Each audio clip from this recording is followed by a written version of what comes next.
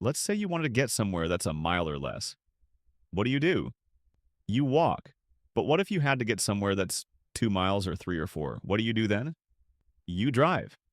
Paradoxically, you'll get to the 2 mile destination faster than the 1 mile destination. Think about that for a second. The further distance takes less time. This isn't just about transportation. This is about your entire life. Right now, you're probably stuck in situations that are just good enough to tolerate, but not bad enough to change. Maybe it's a job where your boss isn't terrible, just uninspiring. The pay covers your bills, but you're not building anything meaningful. Or a relationship that's comfortable but lacks spark. You're not fighting, but you're not growing either. Perhaps it's where you live. The rent's reasonable, your commute isn't awful, but you wake up feeling flat every single day. These situations have something in common. They're all in what psychologists call the region beta. Harvard researchers Daniel Gilbert and Timothy Ebert discovered something fascinating about human behavior. They found that people adapt to moderately negative situations differently than severely negative ones. When something is really bad, we activate what they call our psychological immune system. When we fight back, we make changes, we find solutions. But when something is just bad enough to be annoying, but not bad enough to be intolerable, we do something worse. We get used to it. We tell ourselves it's not that bad. We find ways to cope. We make peace with mediocrity. This is region beta, the space between this is fine and this is unacceptable. And here's the harsh truth. Region beta is a place where dreams die. This is how it happens.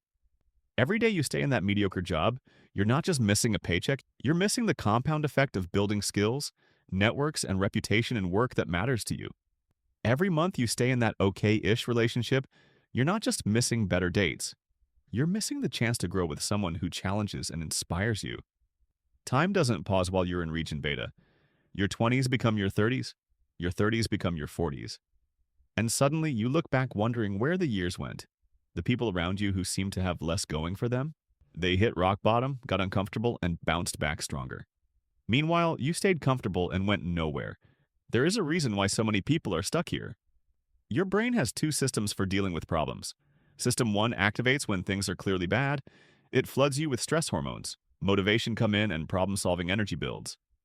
System 2 activates when things are tolerable. It helps you adapt, cope, and find ways to make the best of your situation. The problem? System 2 is designed for temporary situations, not permanent ones. But when you use it long-term, it becomes a trap. You become incredibly good at rationalizing why your mediocre situation isn't so bad. You develop coping mechanisms. You find small pleasures to make it bearable. Before you know it, you're not just stuck. You're addicted to being stuck. Here is how to get out of this. First, understand that comfortable situations require more energy to change than uncomfortable ones. This is basic physics applied to life. When something is clearly bad, the activation energy is already there. You're motivated by pain to change.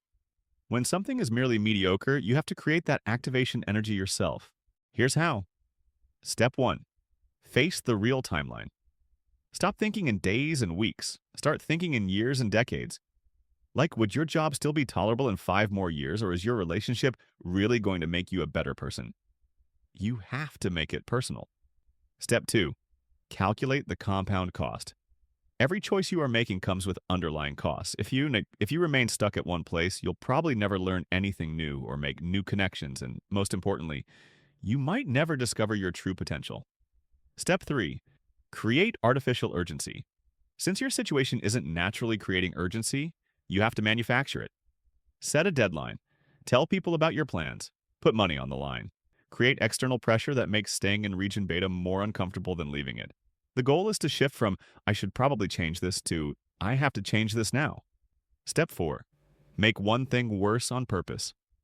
This may sound like bad advice, but sometimes you need to deliberately make your situation slightly more uncomfortable to generate the energy needed for change. Sometimes you have to get a little more uncomfortable to get a lot more free. Remember the walking versus driving paradox. The person stuck 1 mile from their destination, in region beta, moves slowly and arrives late. The person 2 miles away, in a clearly bad situation, moves fast and arrives first. Don't be the person walking slowly through mediocrity. Be the person who recognizes when they're 2 miles out and gets in the car.